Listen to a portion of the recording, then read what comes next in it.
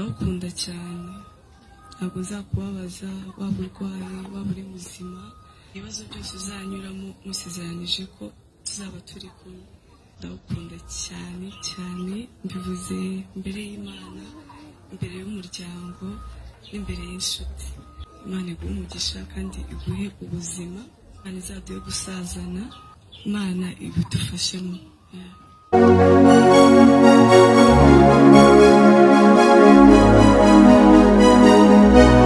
Miss Uwase Muyango Claudine na Kimenyi Yves ine couple yakunze kuri kuroza yavuzwe nkuru z'ubwoko butandukanye kuva mu bihe bya Sheri Shushu kugeza uyu munsi mu bihe bya bombori bigenda bihindura isura umunsi ku wundi.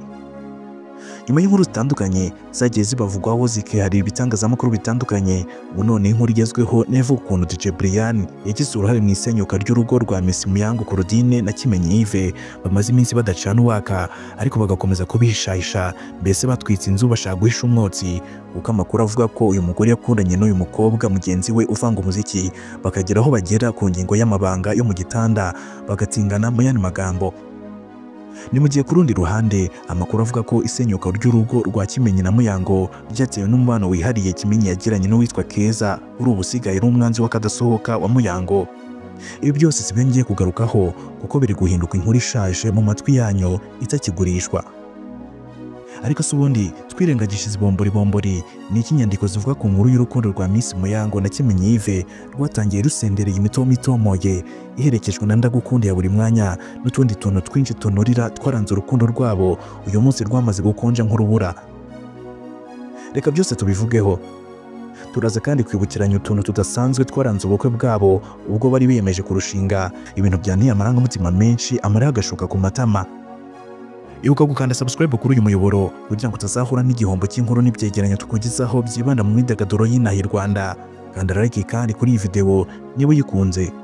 Nge nitwa Bede Rugwiro. Ikaze. Ibijyanye na design z'inyubako yawe biharire Musanze Special Design Company Limited maze witurize igihe kirageze ng'ibikorwa byivugire kuruta amagambo hamwe na Musanze Special Design Company Limited bagufitiye urugarika amakoro mu bwoko butandukanye nk'amakaro yo komeka ku nkuta no gushyira ku marembo ndetse n'amapave yo gusasa ku mbuga no mu mihanda kandi byose ni ku giciro kikunogeye. Akarusho kandi bagufitiye abatekinisiye b'inzobere bakwigira design z'inyubako yawe bakagukora design inogeye ijisho. Bafite icyicaro i Musanze Nyakinama hafi n'ikigo cya gisirikare cya Rwanda Peace Academy ariko ibyo ntibiguhangayikishe kuko bakora mu gihugu hose. Bahamagare kuri 0788 57 14 061 ndetse na 0722 13 80 19 6.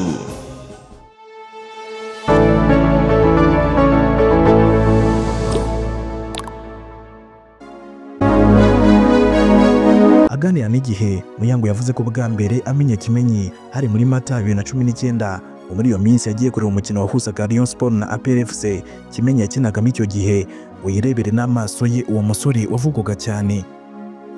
Nyuma batangiye kujya bavugana kuri telefone bisanzwe nk'inshuti ariko nta rukundo rurimo. Uko bagiye baba inshuti baje kujya bahamagarana bakibukiranya gusenga saa 9 z'ijoro ari nacyo ahanini cyabahuje cyane. Muyango ati simvuga uhamagaye undi bwa mbere gusa twavuganaga ibintu bisanzwe. Twakundaga kuvugana saa 9 z'ijoro tugiye gusenga. Hagati mu munsi twavuganaga gake ariko akabazi ko izo saha tubyuka tugasenga buri munsi tuba inshuti zisanzwe tutarabonana. Twari inshuti nta kindi cyari kibyihishe inyuma. Duhura bwa mbere yanyuzeho ahantu nari mu birori by'isabukuru aje kundamutsa ntiyahamara umunota n'umwe. Muyango yavuze ko yashidutse bakundana ariko atewe uko byagenze baza kwinjira mu rukundo bya nyabyo muri Kamena hafi Nyakanga 2019. Ati yari yaratandukanye n'umukunzi we kandi nanjye yari yashize amezi arenga 3 ntandukanye n'umusore twakundanaga. Urukundo rwabo bombi rwakomeje gusagamba rukomeza kubinganza amarumbo ndetse uko iminsi yagiye ihita bereka barutegaga iminsi ko rwabo ruruta byose.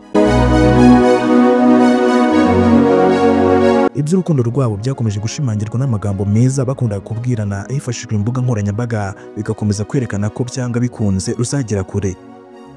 Tariki 19 Werurwe 2020 ubwo Muyango Claudine wabaye nyampinga uberwa n'amafoto muri Miss Rwanda 2019 yizihizaga isabukuru y'amavuko. Icyo gihe Kimenyi Yves yigomye ibitotsi ageze saa 6 z'ijoro ategereje ko urushinge rw'isaha rwinjiza umunsi kuri iyi tariki, maze yifashishije Instagram agenera ubutumwa umukunzi we, ubutumwa bwuzuyemo amagambo y'urukundo. Akaba byabanye Knowless yaririmbye agira ati byarakomeye, benshi batangira kubona ko inkweto yamaze kubona iyayo. Icyo gihe uyu mugabo yagize ati ntabwo uri umukunzi wanjye gusa, ahubwo ni inshuti magara nagize ikomeye kuva nabaho. Kukugira nicyo kintu cyiza cyambayeho kuva navuka. Uyu munsi niwo wavukiyeho, mwifurije kugira umunsi mwiza, ugira umunsi mwiza cyane, ndagukunda Miss wanjye. Urukundo rw'aba bombi rwagize aho rurenga ubucuti n'umubano usanzwe. Kuva muri 2020 biyemeza kubana mu nzu imwe.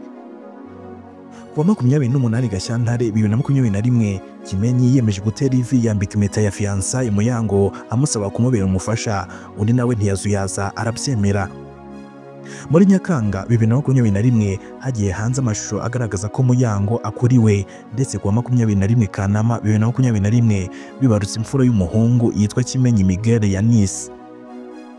Tariki 16 Ukuboza 2023 Muyango yakoze ibirori byo gusezera ku rungano Bridal Shower yahuriyemo n'abakobwa n'abagore b'inshuti ze barimo DJ Brian, Ingabire Habiba n'abandi.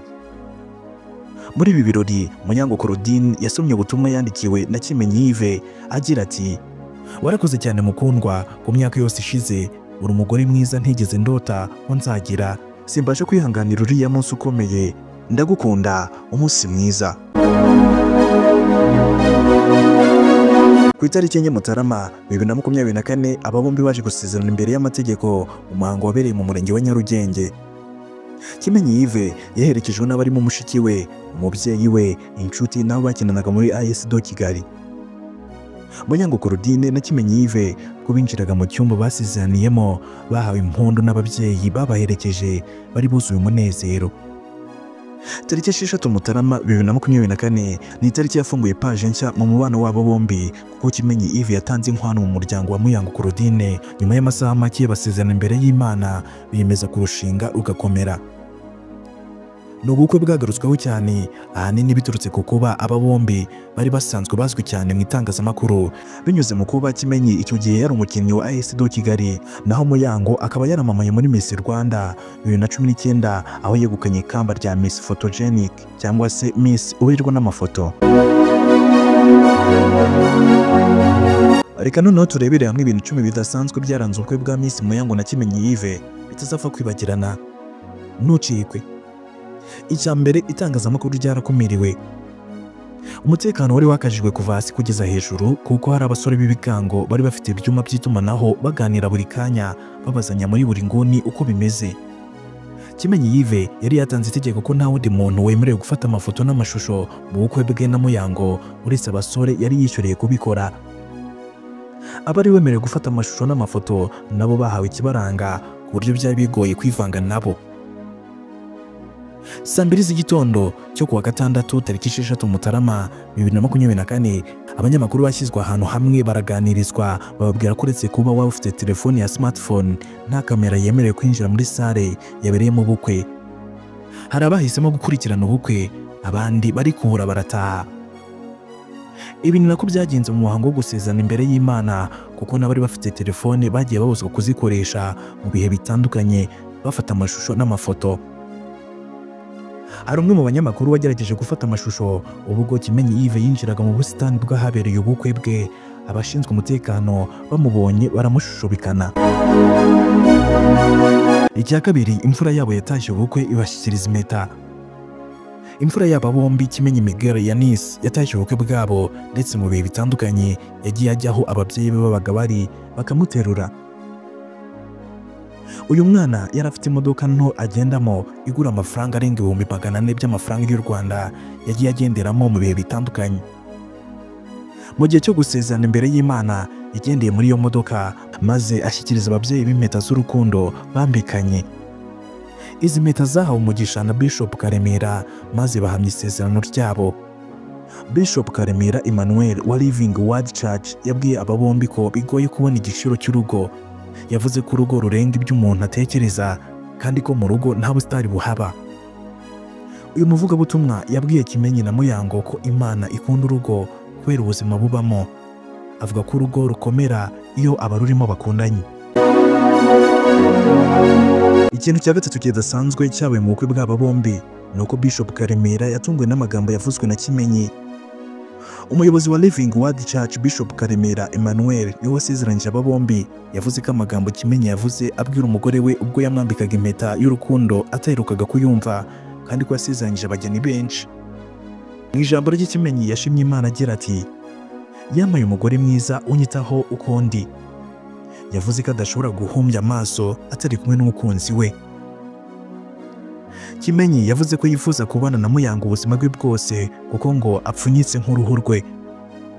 Muyango we yashimye Imana yamuhuje na Kimenyi ati, "Warakoze kunkunda no kunyitaho, ndagukunda cyane." Icya kane bwari ubukwe bw'inkumi zituye kuri Instagram. Abanyabirori batuye kuri Instagram batabonetse muri ubu bukwe ubwo bavuye ku ikarita. Ni ubukwe bwitabiriwe n'abakobwa bambaye imyambaro y'igiciro kinini, babandi nyine usanzwe ubona batuye ku mbuga nkoranyambaga, basokoje mu buryo bugezweho, biteye ibirungo by'ubwiza n'ibindi bituma ubarangarira. Harimo inkumi zavuzwe cyane mu bitangazamakuru ahanini bitewe n'ibikorwa bakora cyangwa se amabara anyuranye bagiye bakora bakisanga kuri murandasi. Muri rusange bwitabiriwe n'abarimo Aria Cool, Platini, Coach Gael, Umunyana Shanita wabaye Miss East Africa 2021, DJ Brian wacuranze muri ubu bukwe, Bushari n'umufasha we, Loki Kimomo, Ingabire Habiba wahagarariye u Rwanda muri Miss Supranational, Jacques Abanda washinze Isibo TV, DJ Kabendera, Isimbi Modo n'abandi. Icya gatanu, abanyamuziki bakomeye barimbye muri ubu bukwe. Ubukwe bwitabiriwe n'abahanzi bakomeye barimo Juno Kizigenza na Kenny Solo bafatanyije kuririmba indirimbo bakoranye bise Igitangaza, yanaririmbyemo Bruce Melody. Ariko mbere yaho Juno Kizigenza yari yaririmbye indirimbo yise Birenze n'izindi. Asoje kuziririmba avuga ko nawe yiteguye kuzatera ikirenge mu cya Kimenyi akarushinga rugakomera. Ati, "Igihe kimwe nanjye nzaba nicaye aho." Juno Kizigenza yabanjirijwe n'umuhanzi akaba n'umunyamakuru Yago waririmbye indirimbo ze zirimo Suwejo ndetse na Rata zamamaye mu buryo bukomeye. Uyu musore asanzwe ari inshuti ya Muyango cyane ko yagiye amutumira mu biganiro binyuranye yanyujije kuri Yago TV show. Ubu bukwe kandi bwaririmbyemo producer Element waririmbye indirimbo yise Kashe ndetse na Fudetswa yakoranye na Roskana na Bruce Melody. Uyu musore yavuze ko ari inshuti ya Kimenyi na Muyango kandi ko yishimiye gutaha ubukwe bwabo. Kevin Kadeo yasanze indirimbo yise Munda yaracengeye mu buryo bukomeye. Uyu musore yagaragarijwe urukundo muri ubu bukwe ndetse bigera ubwo ababyinnyi barimo nka Jojo Breeze bamusanga hari bamufasha kubyina. Ubu bukwe kandi bwaririmbyemo umuhanzi Edizo. Icya gatandatu, banyampinga babiri bari bagaragiye Miss Muyango. Kuva mu muhango wo gusaba no gukwa kugeza ubukwe buhumuje, Muyango Claudine yaragaragiwe n'abakobwa biganjemo abazwi cyane. Harimo ni Mwiza Megan wabaye Miss Rwanda 2019, Iradukunda Liliane wabaye Miss Rwanda 2018, Umutoni Witness wabaye igisonga cya mbere cya Miss Rwanda 2021, Umukundwa Clemence wamenyekanye nka Miss Cadette witabiriye Miss Rwanda 2019, Mushambokazi Jordan witabiriye Miss Rwanda 2019 n'abandi. Aba bakobwa nibo bagiye bafasha Muyango mu gihe cyo gutanga impano, kwakira abantu mu birori n'ibindi byatumye ubukwe bugenda neza. Icya karindwi kidasanzwe mu bukwe bw'aba bombi, bagabiwe inka 3.